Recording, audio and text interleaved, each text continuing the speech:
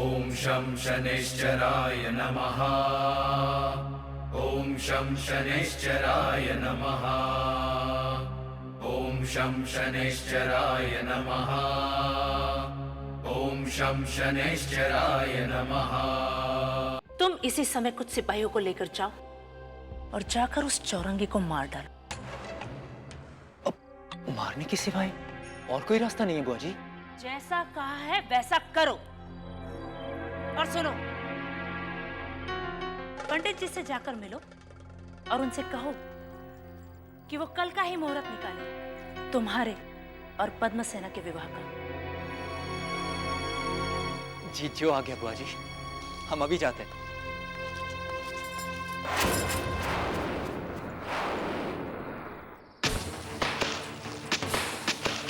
नहीं काका। मारो इसे और मारो।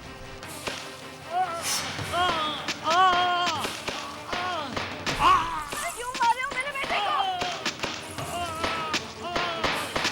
क्या बिगाड़ा है मेरे बेटे ने? अरे क्या हो रहा है सब? कौन हो तुम लोग? मेरे बीवा को क्यों मार रहे हो? बांध दो इन दोनों को भी पेड़ से।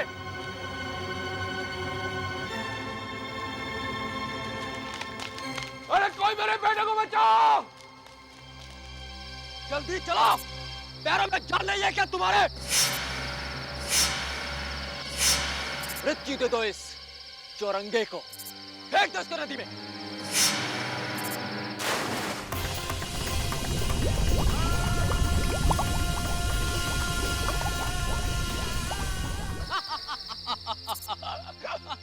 डूब गया, डूब गया।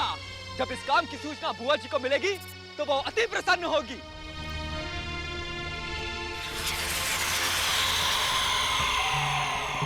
शनिदेव, शनिदेव, जय जय शनिदेव, जय जय जय जय शनिदेव, जय जय शनिदेव, जय जय जय जय शनिदेव, जय जय शनिदेव, जय जय जय जय शनिदेव, जय जय शनिदेव, जय जय जय जय शनिदेव, जय जय शनिदेव, जय जय जय जय शनिदेव।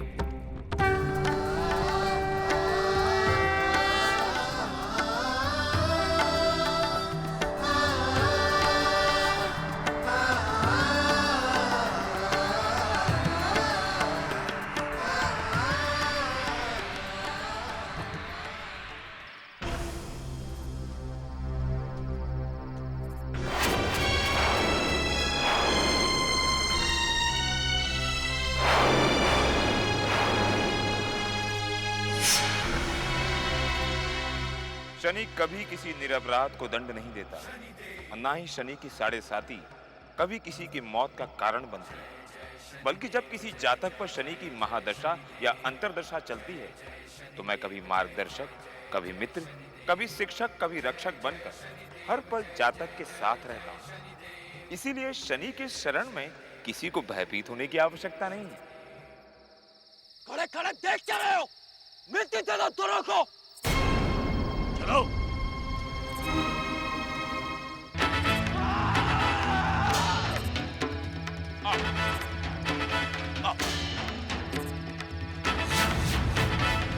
अरे अरे पकड़ो उसको।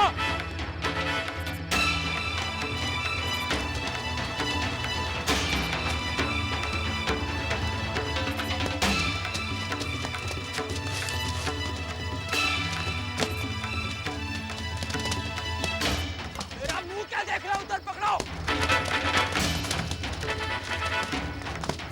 थक गए था, पानी नहीं पी लेते ना? आप भी थक गए होंगे, पानी नहीं पिएंगे?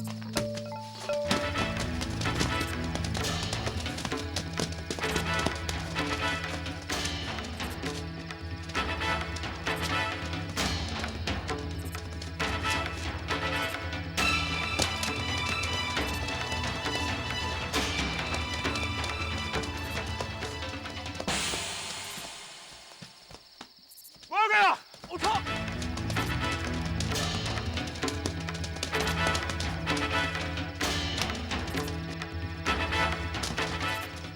मैं मछलियों को पकड़ता था, आज पहली बार कोई मुझे पकड़ रहा है। और अरे इसको छोड़ो, उस चौरंगे को ठिकाने लगाओ। चलो। ठहरो। यदि किसी ने उस चौरंगे को हाथ लगाया तो ठीक नहीं होगा। ये अकेला क्या कर लेगा? उस चौरंगे को मृत्यु दे दो। जय शनिदेव जय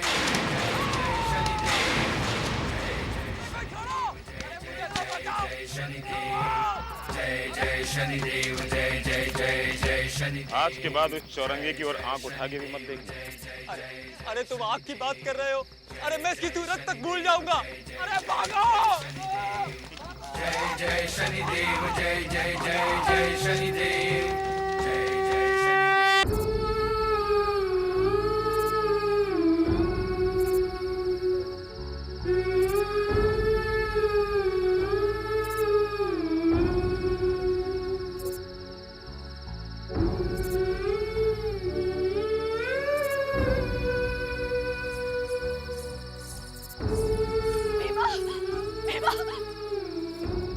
क्या हो गया मेरे बीमा को?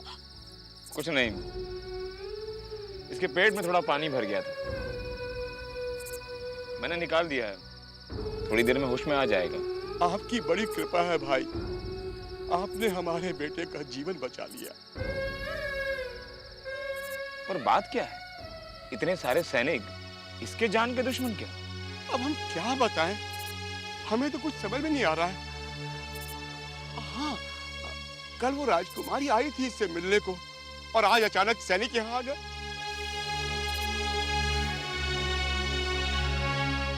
लगता है राजकुमारी को आपके भीमा से प्रेम हो गया है। नहीं तो इतनी रात को अकेले बिना सैनिक लिए इससे मिलने क्यों आती? कृष्णा के बापू, हम कल ही भीमा को लेके इस प्रदेश से चले जाएंगे। पर क्यों? राजकुमारी भीमा से प्रेम करती है तो प्रसन्नता की बात है। आप इन राजमहल वालों को नहीं जानते हैं भाई। हमसे अच्छा इन्हें कौन जानता होगा। विक्रम, आज जो कुछ भी तुम्हारे साथ हुआ है, ये तुम्हारे कर्मों का दंड नहीं है। तुम्हारे कर्मों का दंड तो समाप्त हो चुका है। ये सब तो तुम्हारे जीवन की दिशा को बदलने के लिए। तुम्हारी 7.5 अब समाप्त होने को है। अब तुम्हारा शेष जीवन राजयोग में बीतेगा। पद्मसेना, तुम अच्छी तरह से जानती हो कि जिस किसी से भी तुम्हारा विवाह होगा, उसका न केवल उसी क्षण से राजयोग प्रारंभ हो जाएगा, बल्कि वो हमारे राज्य का उत्तराधिकारी भी बन जाएगा। और ये सब जानते हुए भी तुम एक चौरंगे से विवाह करना चाहती हो? पिताजी, क्या आप नहीं चाहते कि मैं प्रसन्न रहूं और मेरी जिंदगी प्रसन्नता से भर जाए? पद्मसेना, हर पिता की केवल एक ही इच्छा होती है, अपनी पुत्री का सुखी संसार देखना। पर हम केवल एक पिता ही नहीं हैं, एक राजा भी हैं। और अपनी एक संतान के लिए अपने पूरी प्रजा का भविष्य अंधकार में कैसे डाल दे? कैसे? हम अपने शासन की बागडोर उस चौरंगे के हाथ में कैसे दे दें? राज्य की आप जाने पिताजी, हम तो सिर्फ अपने दिल की जानते हैं, और हमारे दिल पर अब उनका अधिकार हो चुका है। अपनी इसी हट के कारण आप एक बार अपने जीवन का सर्वनाश कर चुकी हैं, परंतु अब हमारे जीते जी हम दोबारा आपको यह भूल नहीं करने देंगे, कभी नहीं। हमें क्षमा कर दीजिए पिताजी, लेकिन हम अपनी जिंदगी में उनका नाम लिख चुके हैं। हमारे जीवन की हर सांस पे भीमा का नाम लिख चुके हैं।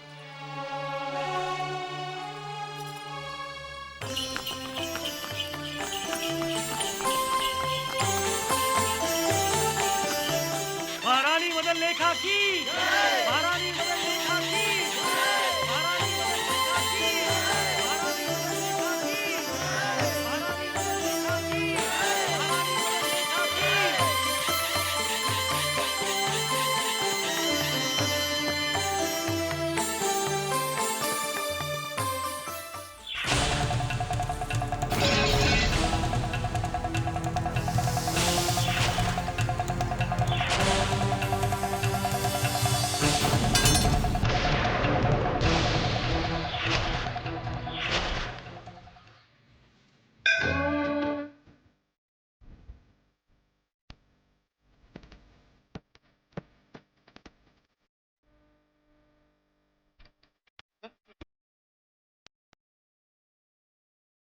हे महाकाल, हम जानते हैं कि हमारे पति के साथ जो कुछ भी हो रहा है वो उनके कर्मों का ही दंड है, पर उन पर आने वाली सारी मुश्किलें उनकी आत्मा की शुद्धि के लिए आपके द्वारा रचा गया यज्ञ ही है।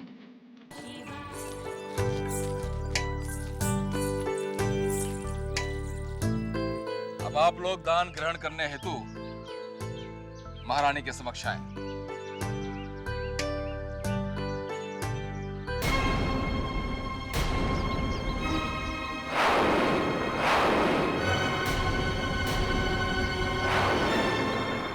आप लोग ऐसा करके महारानी का अपमान कर रहे हैं।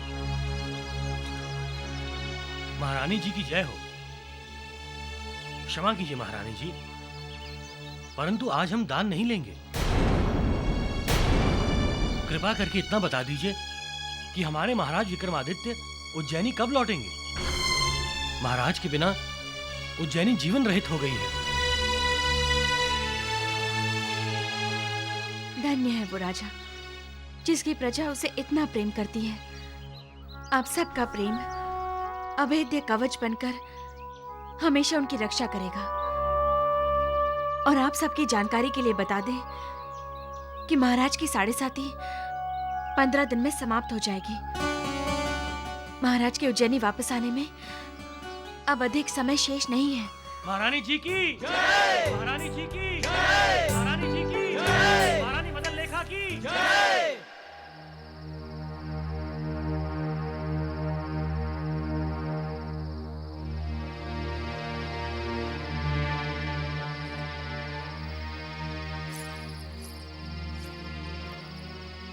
क्या हुआ? आप इस तरह शांत क्यों बैठे हो? मुझे तो लगता है कि अपना भीमा कोई आम आदमी नहीं है। ये आपको बैठे बैठे क्या हो गया है? और ये सब क्या बोल रहे हो?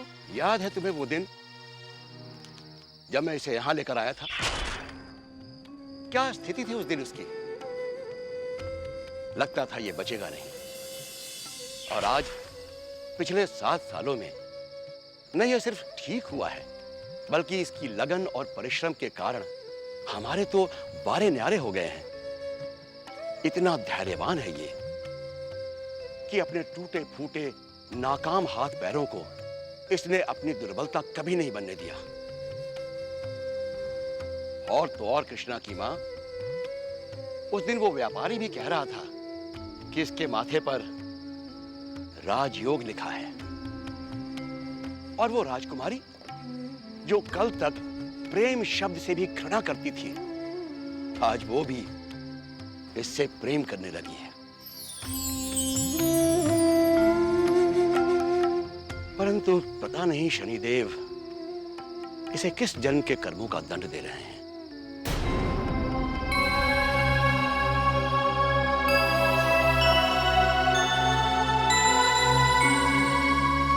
अरे क्या हुआ? आप भीमा के पास से हिलिएगा मत, हम अभी आते हैं। अरे पर तुम जा कहां रही हो? कृष्णा की मां,